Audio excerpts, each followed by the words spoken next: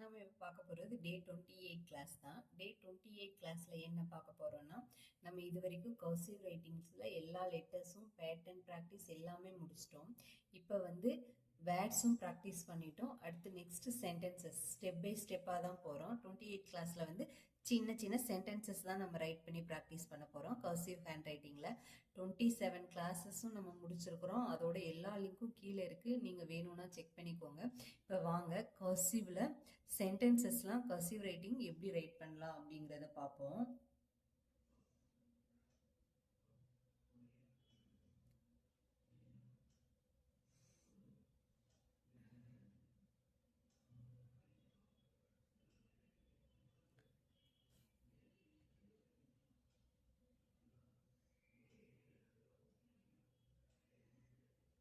நம்ம எழுதும்போது எப்பயுமே ஒவ்வொரு லெட்டரும் ஒவ்வொரு ஷேப்பில் எழுதக்கூடாது.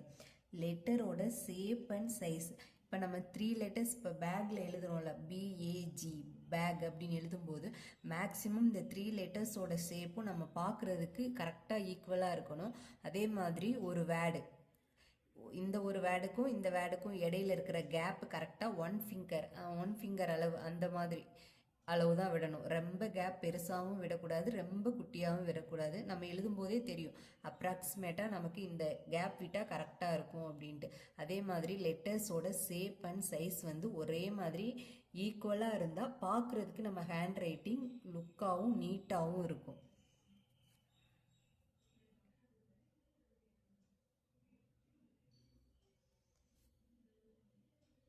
ஒரு லெட்டர் பெருசாக ஒரு லெட்டர் சின்னதாக எழுதக்கூடாது.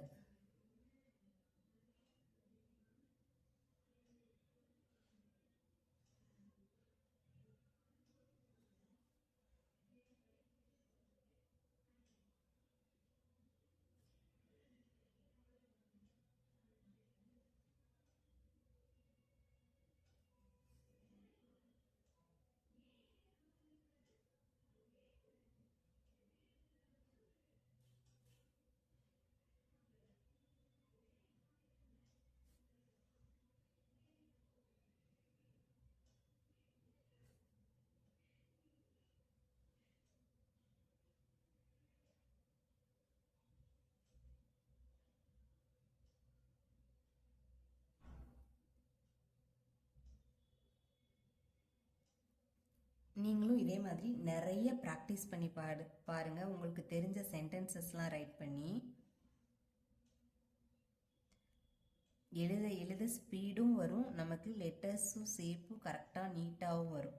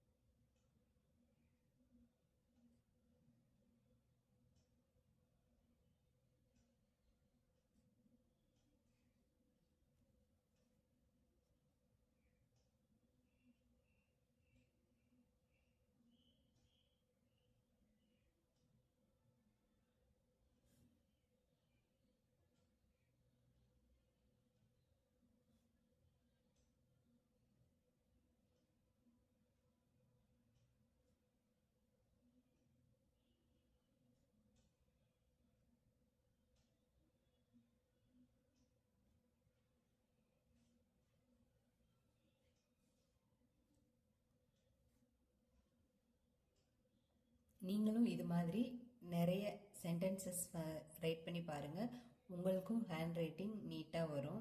ஓகே ஃப்ரெண்ட்ஸ், தேங்க்ஸ் ஃபார் வாட்சிங். உங்களுக்கு இந்த வீடியோ பிடிச்சிருந்தா please like and subscribe my channel. நாளைக்கு வந்து நம்ம என்ன கற்றுக்க போகிறோன்னா, இப்போ வந்து சென்டென்சஸ் வேர்ட்ஸு சென்டென்ஸ் பார்த்துக்கிறோம். அதுக்கப்புறம் வந்து மினி பேராகிராஃப், சின்ன பேராகிராஃப் எப்படி ரைட் பண்ணுறது அப்படிங்கிறது பார்ப்போம்.